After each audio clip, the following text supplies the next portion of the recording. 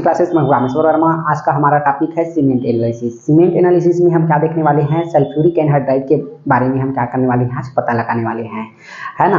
तो सबसे पहला हमारा टॉपिक क्या हो जाएगा, रिक्वायरमेंट। क्योंकि आप कोई भी एनालिसिस करोगे तो आपको क्या करना पड़ेगा, एनालिसिस के लिए रिक्वायरमेंट जरूरी है। तो इसमें हमको सबसे पहले क्या लगेगा, तो वेट मशीन लगेगा, याद रखिएगा, वेट मशीन लगेगा, वाटर बाथ लगेगा, स्टीम बाथ लगेगा, और बीकर, क्रूसिबल, फिल्टर पेपर 42 इसलिए चाहिए क्योंकि एसलेस चाहिए, इसलिए हमको क्या चाहिए, 42 चाहिए। मफल फर्नेस और हॉट एयर ओवन, ये सब क्या चाहिए हमको, ये इंस्ट्रूमेंट में हो जाएगा। उसके बाद रिएजेंट की बात करते हैं, तो रिएजेंट में हमको क्या चाहिए, तो बेरियम क्लोराइड, याद रखिएगा, रिएजेंट क्या चाहिए, बेरियम क्लोराइड चाहिए। तो अब हमारे पास क्या हो गया, पूरा फुलफिल हमारे पास हमारा रिक्वायरमेंट हो गया। जब रिक्वायरमेंट आपके पास कंप्लीट हो जाता है तो आप टेस्ट प्रोसीजर स्टार्ट कर सकते हो, राइट। तो हमारा टेस्ट प्रोसीजर क्या हो जाएगा, तो सबसे पहले हम क्या करते हैं, एक बीकर लेते हैं, याद रखिएगा,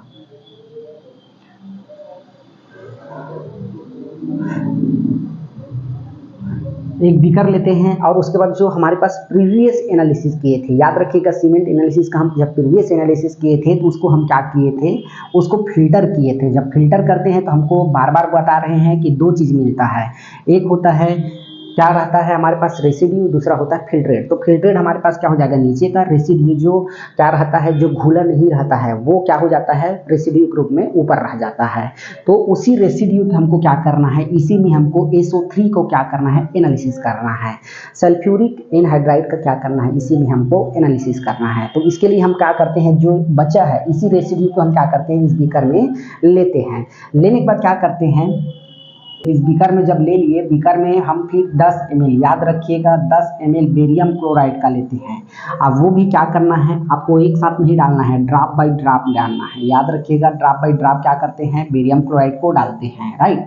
अब फिर जब डाल लिए तो फिर उसके बाद क्या करते हैं, स्टीम बाथ में, याद रखिएगा, स्टीम बाथ में 4 घंटे के लिए, 4 आवर्स, या याद रखिएगा 4 घंटे या ओवरनाइट के लिए हम क्या करते हैं, इसको रखते हैं। बेटर रिजल्ट के लिए आपको सैंपल को हमेशा ओवरनाइट ही रखना पड़ेगा, याद रखिएगा, राइट। अब उसके बाद जब हमारे पास एक दिन पूरा हम रख लिए, 24 घंटा रख लिए, उसके बाद इसको क्या करते हैं, फिल्टर करते हैं। फिल्टर करने के लिए क्या करते हैं, बीकर में हम दूसरे बीकर में कोनिकल फ्लास्क में लेते हैं, और उसमें कीप में हम क्या डाल देते हैं, 42 पेपर क्या डाल देते हैं, फिल्टर पेपर डाल देते हैं। अब डालने के बाद क्या करते हैं, जो हमारे पास जो रेसिड्यू फिर रहेगा, रेसिड्यू बचा रहेगा, अब रेसिड्यू को क्या करते हैं, इसमें हम हॉट वाटर का क्या करते हैं, हॉट वाटर का वॉशिंग देते हैं। दोनों को हॉट वाटर का वॉशिंग तब तक देना है जब तक उसमें क्लोराइड फ्री ना हो जाए, राइट। इस जो हमारे पास जो बचा है सैंपल को हम क्या करते हैं, जो रेसिड्यू बचा है और जिसमें हम गर्म किए हैं या जिसमें हम डाइजेस्ट किए हैं, उस सैंपल को हमको इतना बार वॉश करना है जब तक वो क्लोराइड फ्री ना हो जाए, याद रखिएगा, क्लोराइड फ्री होने तक हमको क्या करना है, उसमें वॉश देना है। अब उसके बाद दूसरी तरफ हम क्या करते हैं, जब ये हम पूरा सैंपल को क्लोरीन के क्या करते हैं, क्लोराइड फ्री कर लिए, उसके बाद हम एक क्रूसिबल लेते हैं जिसका हम एम्प्टी वेट लेते हैं। एम्प्टी वेट मान लो W1 मानता हूँ मैं, इसको मानता हूँ कितना, 20 ग्राम। आपको एग्जाम्पल बता रहा हूँ, जब मैं क्या किया हूँ, एम्प्टी वेट क्रूसिबल का लिया, उसका कितना है, 20 ग्राम है, राइट। अब इसमें मैं क्या कर देता हूँ, इसको थोड़ा सा हॉट एयर ओवन में, इसको मॉइस्चर फ्री करने के लिए जो फिल्ट्रेट पार्ट है इसी को हम क्या करते हैं, मॉइस्चर फ्री करने के लिए हॉट एयर ओवन में पेटेड इसके द्वारा रख देते हैं, राइट।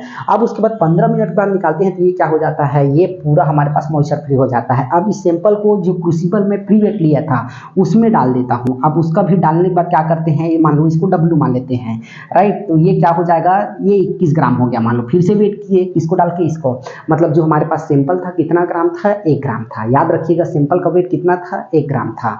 अब उसके बाद हम क्या करते हैं, उसको देखते हैं। अब इसको हम मफल फर्नेस में, याद रखिएगा, इस सैंपल को याद रखिएगा, ये वाला सैंपल ना, इसको हम मफल फर्नेस में 850 डिग्री सेल्सियस पे रखते हैं लगभग 20 मिनट के लिए। 20 मिनट के लिए रखते हैं तो क्या हो जाता है, ये पूरा जल जाता है। अगर आप हॉट एयर ओवन में नहीं रखोगे तो आपको 1 घंटा रखना पड़ेगा, लेकिन हम क्या किए हैं, उसका मॉइस्चर को पूरा जला चुके हैं, मॉइस्चर को हटा चुके हैं, तो इसलिए हम क्या करते हैं, उसमें मफल फर्नेस में 20 मिनट के लिए रखते हैं।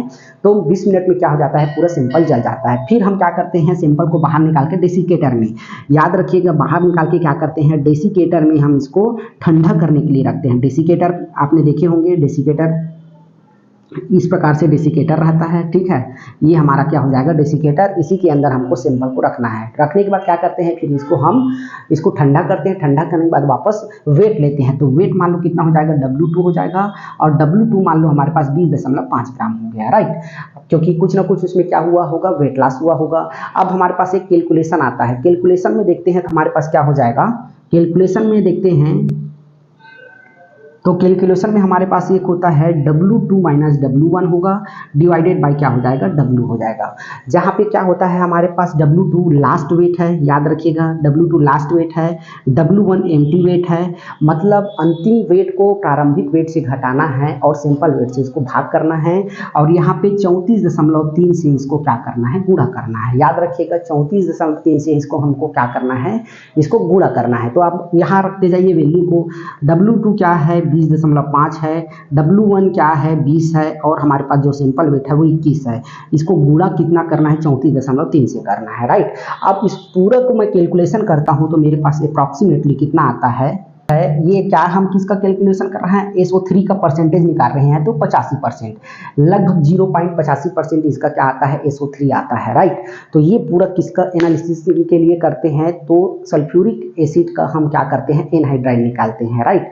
तो हमने क्या क्या किया, एक बार मैं क्विक रिवीजन करा देता हूं ताकि आपको क्रिस्टल क्लियर हो जाएगा, राइट। तो इसके लिए सबसे पहले हमने क्या किया है, हमारे पास सबसे पहला रिक्वायरमेंट देखे हैं। रिक्वायरमेंट में हमने क्या बताया आपको, तो क्रूसिबल लगेगा, फिल्टर पेपर लगेगा। फिल्टर पेपर कौन सा लगेगा, 42 चाहिए, राइट। उसके बाद water bath, steam bath, conical flask चाहिए, हॉट एयर ओवन चाहिए और मफल फर्निंग चाहिए। ये हमारे पास क्या है, इंस्ट्रूमेंट का है। और रिएजेंट हमको क्या चाहिए, बेरियम क्लोराइड का चाहिए। बेरियम क्लोराइड का हो गया। उसके बाद हमको एक सैंपल चाहिए। सैंपल कौन सा चाहिए, तो जो हम प्रीवियस में क्या किए थे, एनालिसिस किए थे, उसका हमको फिल्ट्रेट पार्ट चाहिए, रेसिड्यू चाहिए। रेसिड्यू जो क्या है, जो इनसॉल्युबल है, राइट। तो हमारे पास इतना जब कंप्लीट हो गया तो हम टेस्ट प्रोसीजर स्टार्ट किए थे। टेस्ट प्रोसीजर में देखिए तो सबसे पहले हमने एक बीकर लिया था।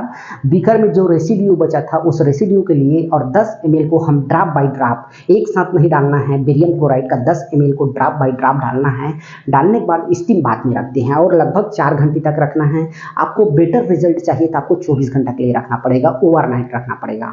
तो हम 24 घंटे के लिए रखते हैं। फिर क्या करते हैं, सेकेंड डे उसको क्या करते हैं, उसको फिल्टर करते हैं। फिल्टर किससे करना है, 42 नंबर से क्या करना है, आपको फिल्टर करना है। अब फिल्टर करने के बाद क्या करते हैं, उसमें हॉट वाटर से वॉशिंग देते हैं। हॉट वाटर से वॉशिंग तब तक देना है जब तक उसमें क्लोराइड फ्री ना हो जाए। जब क्लोराइड फ्री हो जाता है उसके बाद उसको क्या करते हैं, हम दूसरी तरफ हम एक क्रूसिबल लेते हैं, उसका एम्प्टी वेट लेते हैं, उसको हम W1 मानते हैं।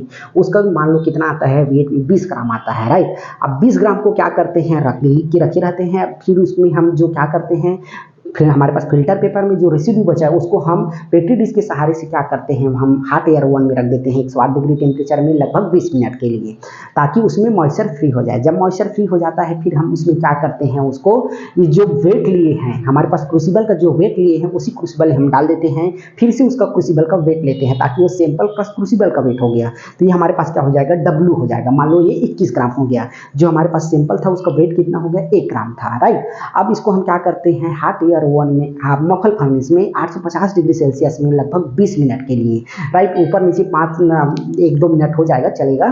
तो उसमें रखते हैं ताकि वो सैंपल पूरा जल जाए। अब उसको देखते हैं बाहर निकाल के, जब सैंपल पूरा जल जाता है तो उसको हम क्या करते हैं, ठंडा होने के लिए डेसिकेटर में रखते हैं। जब डेसिकेटर में रखते हैं, याद रखिएगा, तो क्या होता है, पूरा ठंडा होता है। अब ठंडा होने के बाद उसका हम थर्ड वेट लेते हैं या उसको लास्ट वेट लेते हैं। अब लेने के बाद क्या करते हैं, उसका हम वेट निकालते हैं कि कितना वेट हुआ है। अब हमारे पास एक कैलकुलेशन होता है, SO3 बराबर क्या होता है, W2 minus W1 divided by W, और इंटू क्या हो जाएगा हमारे पास 34 और क्या रहेगा हमारे पास 34.3% में। उसको क्या करना है, हमको कैलकुलेशन करना है। तो W2 W1 हम आपको बता दिए, W2 अंतिम वेट है, W1 क्या है हमारे पास प्रारंभिक वेट है, और W क्या है, सैंपल वेट है। इतना में हम क्या करते हैं, कैलकुलेशन करते हैं सब वैल्यू को निकाल के। तो हमारे पास जो परसेंटेज आता है SO3 का 0.85% आता है, राइट। तो ये पूरा हमारे क्या हो जाएगा, सीमेंट का एनालिसिस। अगर आपसे अगर पूछता है कि सीमेंट का कंपोजिशन क्या है, तो आपको याद रखना है चूसिए आमजी एक हमारे पास क्या है, एक शॉर्ट ट्रिक है बहुत जबरदस्त, तो उसको याद रखिएगा, चूसिए आमजी।